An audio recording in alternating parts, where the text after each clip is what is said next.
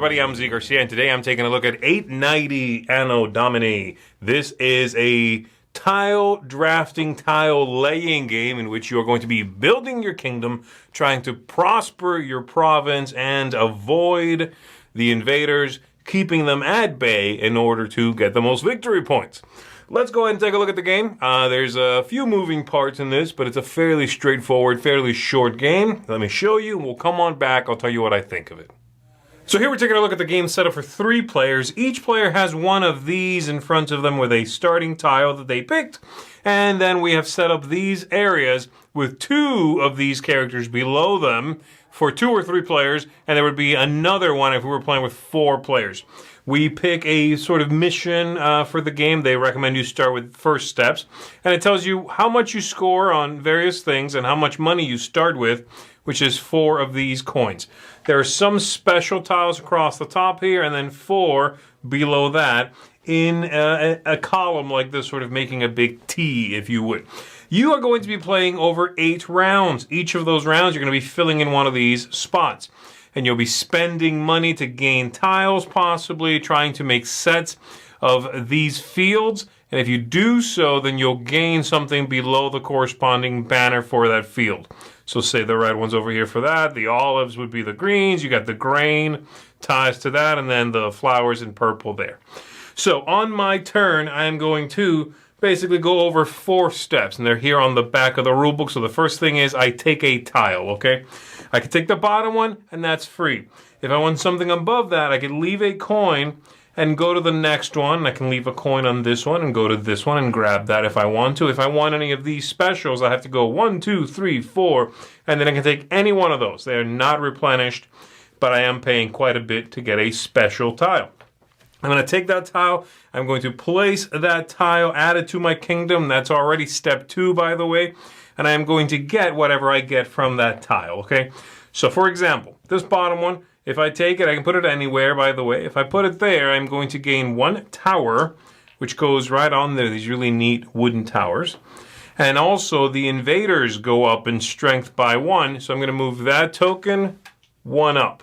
This is our collective defense. That is the invaders. I also moved up the defense, however, so that would also go up because I gained a tower. And we begin with sum equal to the number of players, okay?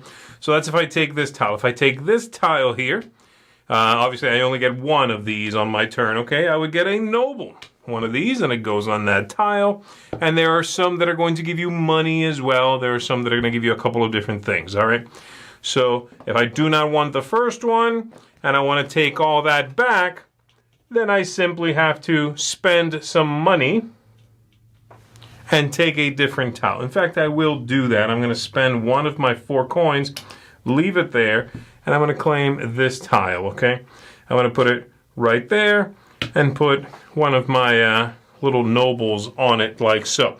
Okay, so that's step 1 and step 2. Step 3 is I check if I created any new trios. What's a trio?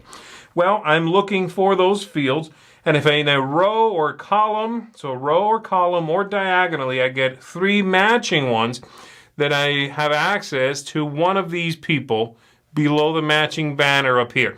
If they are all gone, or I just don't want one, then I can simply take 2 coins from the bank, okay?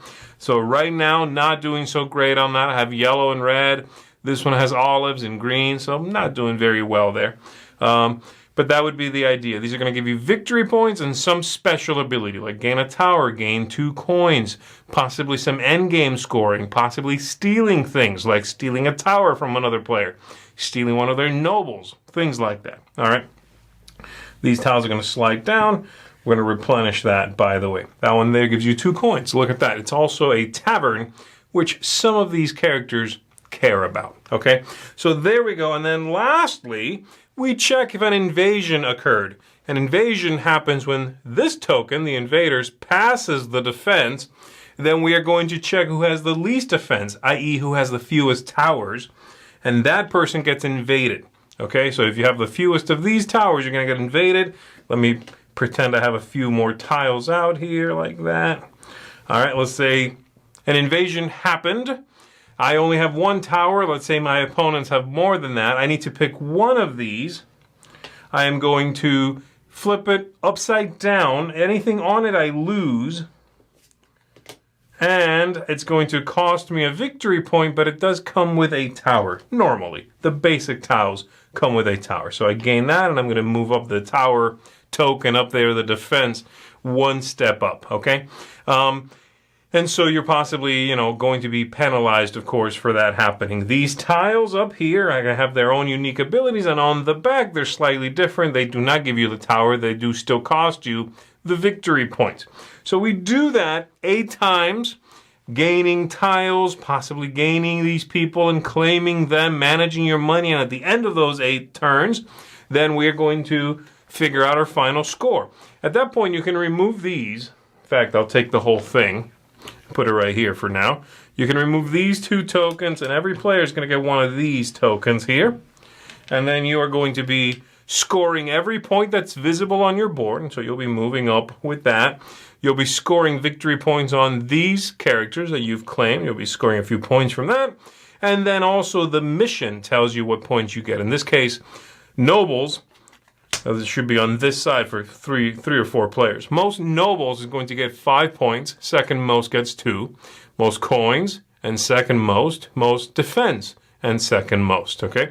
You track that, and whoever has the most victory points is going to be the winner of the game. Like I said, this little card here, there's a few different ones, and they're going to give you a little bit of a different setup, and they value those 3 things differently. And so you can just pick whichever one you want. You can randomly pick one, and off you go. That is how you play the game. So this game is pretty short. You are going to be drafting basically 8 tiles, and then the game is over and you do some scoring. And that's, I think, one of its strengths. Okay, I like that the game is kind of punchy. It'll be, 30, 45 minutes, maybe a little longer if you're taking, your sweet time, but it's a pretty fast-moving game. And I like that. On the flip side of that, the tiles that you are building this 3x3 with, the artwork on the tile is fully meaningless, and it's really just the symbols in the corner. Technically, the artwork, the field on the tile's artwork does matter, and I wish it would have been symbolically represented somewhere, considering, again, the artwork is, everything matches up with everything. This is not Carcassonne. You don't have to make sure the tiles line up. But you do have to be mindful and careful and sort of look very closely at what kind of fields it shows, because if it has a little purple field, that matters for the tic-tac-toe sort of part of the game. So I wish that symbol was represented in the corner of the tile symbolically as well. I'm worried that some folks are not going to have the visual acuity, or maybe their sight isn't so good or whatever, to notice, oh, this one has 2 different fields. I only saw the one in front, not the one kind of tucked back here. So that's a little bit of an issue visually. Be consistent, right? Everything symbolic or none of it is. So, but I like the punchy nature of the game. I do think it moves quickly. Speaking of the tic-tac-toe thing, I like that idea. I like the drafting the tiles, placing them anywhere you want to. And if you get 3 in a row of the same color, you can then take a special ability from that column.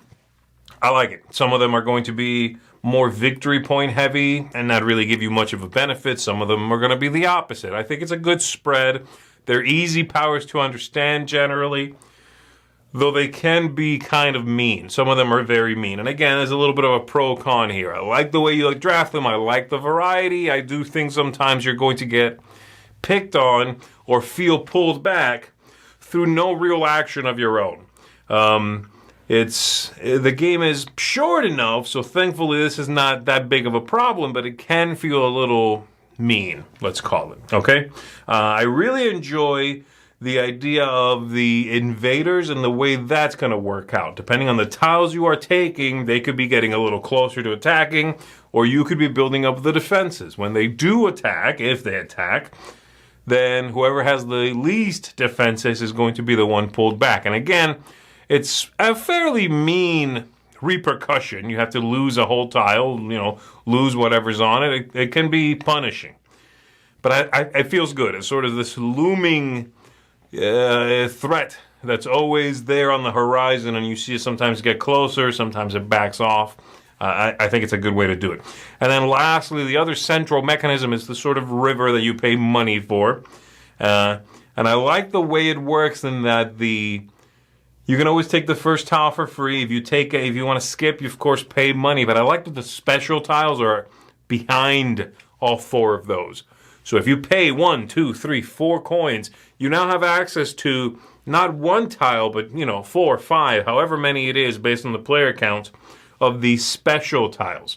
I thought that was clever. I haven't seen any other games do it that way, where you're combining this pay to go deeper idea, the river, what have you, with special, unique things locked behind that paywall.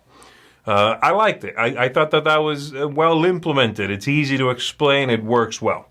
So there you go. Overall, I like this one. The main things that make it stand out for me are it's pretty easy to explain, and I do like that it is pretty punchy. The negative side is it can be mean. You sometimes will feel picked on because you're not gathering those towers that defends, and the other players are rushing the invaders, so you're like, oh, come on.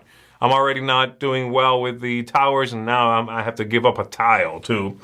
And the theme is pretty plain, sort of window dressing at best. There's nothing here that felt very thematic, that felt very captivating historically or otherwise. But I liked it. So for me, this one's going to get a 7 out of 10. I think it's a good one to bring down off the shelf, especially if you want to show somebody a game maybe they haven't played.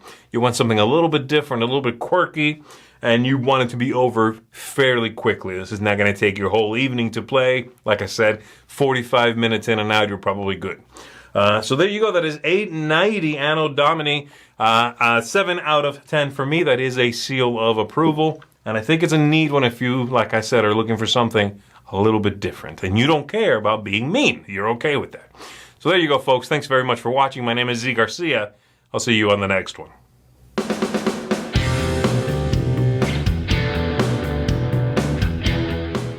Hey everybody, thanks for watching another video from the Dice Tower. Hey, you want to learn more about us, communicate with us? We have a Facebook group, we have a Discord channel, lots of different ways to get involved with the Dice Tower. You can find that in our Linktree link below. So just click that, it will take you and you can communicate with us on Facebook, join our Facebook groups. There's lots of cool things that you can find and become part of the Dice Tower. Thanks so much for watching. I'm Tom Vasel.